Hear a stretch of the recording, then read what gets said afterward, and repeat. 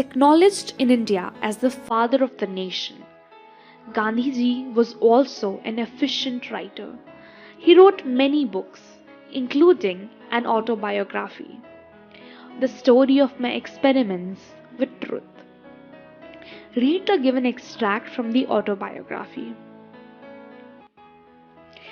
I must have been about 7 when my father left Porbandar for Rajkot. There, I was put into a primary school and I can well recollect those days, including the names and other particulars of the teachers who taught me. As at Porbandar, so here, there is hardly anything to note about my studies. I could only have been a mediocre student.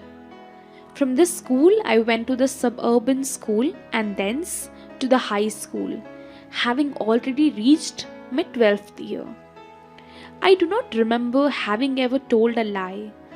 During this short period, either to my teachers or to my schoolmates, I used to be very shy and avoided all company.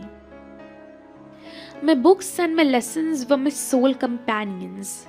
To be at school at the stroke of the hour and to run back home as soon as the school closed. That was my daily habit. I literally ran back because I could not bear to talk to anybody.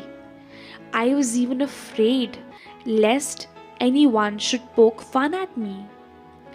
There is an incident which occurred at the examination during my first year at the high school, and which is worth recording.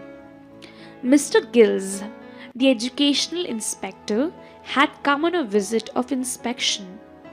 He had set us 5 words to write as a spelling exercise. One of the words was kettle.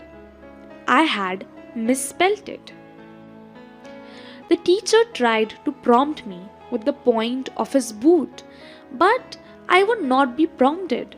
It was beyond me to see that he wanted me to copy the spelling from my neighbor's slate. For I had thought that the teacher was there to supervise us against copying. The result was that all the boys, except myself, were found to have spelled every word correctly. Only I had been stupid. The teacher tried later to bring this stupidity home to me, but without effect. I never could learn the art of copying. My studies were continued. I was not regarded as a dunce at the high school. I always enjoyed the affection of my teachers.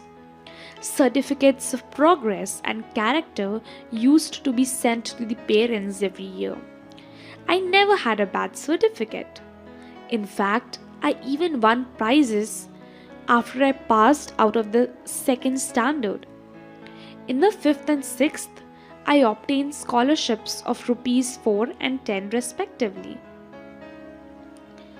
My own recollection is that I had not any high regard for my ability. I used to be astonished whenever I won prizes and scholarships, but I very jealously guarded my character. The least little blemish drew tears from my eyes.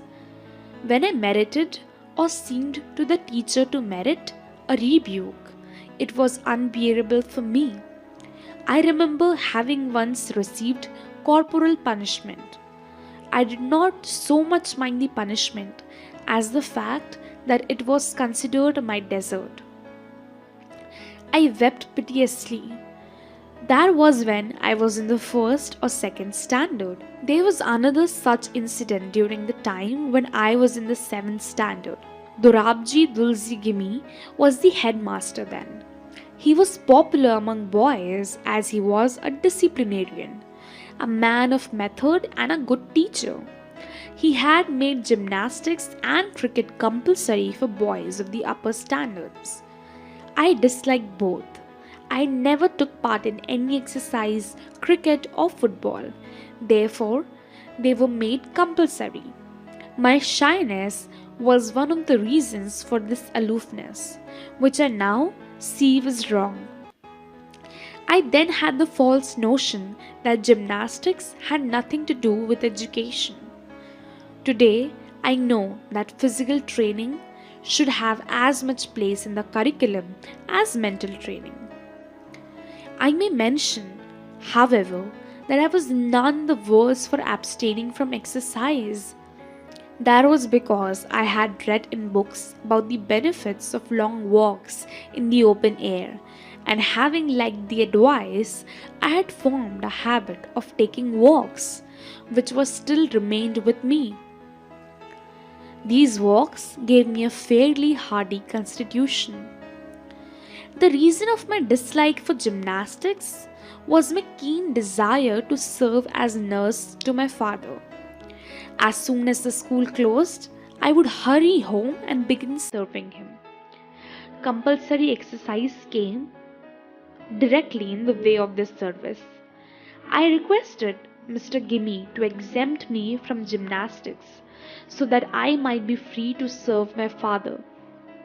But he would not listen to me. Now, it so happened that one Saturday when we had school in the morning, I had to go from home to the school for gymnastics at 4 o'clock in the afternoon. I had no watch and the clouds deceived me. Before I reached the school, the boys had all left. The next day, Mr. Gimme, examining the roll, found me marked absent. Being asked the reason for absence, I told him what had happened. He refused to believe me and ordered me to pay a fine of 1 or 2 annas. I was convicted of lying. That deeply pained me. How was I to prove my innocence? There was no way. I cried in deep anguish. I saw that a man of truth must also be a man of care. This was the first and last instance of my carelessness in school. I have a faint recollection that I finally succeeded in getting the fine remitted. The exemption from exercise was of course obtained, as my father wrote himself to the headmaster saying that he wanted me at home after school. But though I was none the worse for having neglected exercise, I am still paying the penalty of another neglect. I do not know whence I got the notion that good handwriting was not a necessary part of education. I was ashamed of myself and repented of my neglect. I saw that bad handwriting should be regarded as a sign of an imperfect education. I tried later to improve mine, but it was too late. I could never repair the neglect of my youth. Let every young man and woman be warned by my example and understand that good handwriting is a necessary part of education. I am now of opinion that children should first be taught the art of drawing before learning how to write. Let the children learn his letters by observation as he does different objects such as flowers, birds, etc. And let him learn handwriting only after he has learnt to draw objects. He will then write a beautifully formed hand.